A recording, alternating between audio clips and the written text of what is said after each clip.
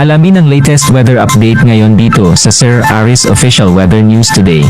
Kita po natin na tatlong sirkulasyon ang minomonitor po natin sa kasalukuyan. Unahin natin, ito pong sirkulasyon na nasa may bahagi ng Taiwan. Ito yung bagyong Neneng na humina at isang low pressure area na lamang. Hindi na ito nakakapekto sa ating bansa.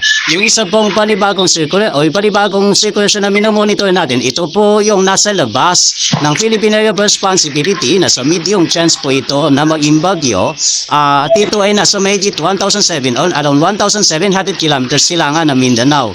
Base sa ating pinakahuling datos, hindi ito papasok ng Philippine Area of Responsibility.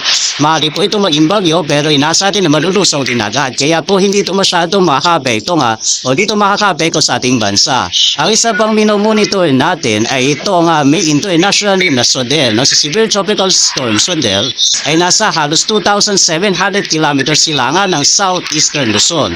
Ito po kasi yung bagyo na maaaring pumasok ng Philippine Area of Responsibility bandang araw ng Linggo o hanggang sa Lunes. So ito po yung mga minomonitor natin na mga sirkulasyon. Again, lahat po sila nasa labas ng Philippine Area of Responsibility.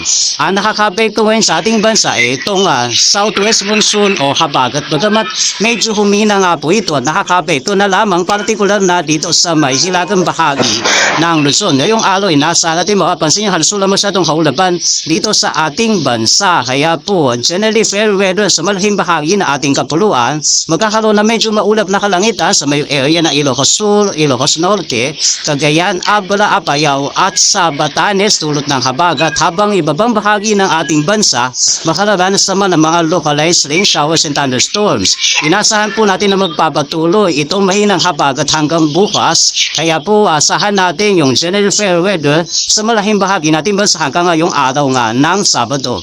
Pagdating na Linggo hanggang Lunes, Martes, inasahan natin na muling lalakas yung habagat tulot nga nitong minomonitor natin na bagyong SODEL.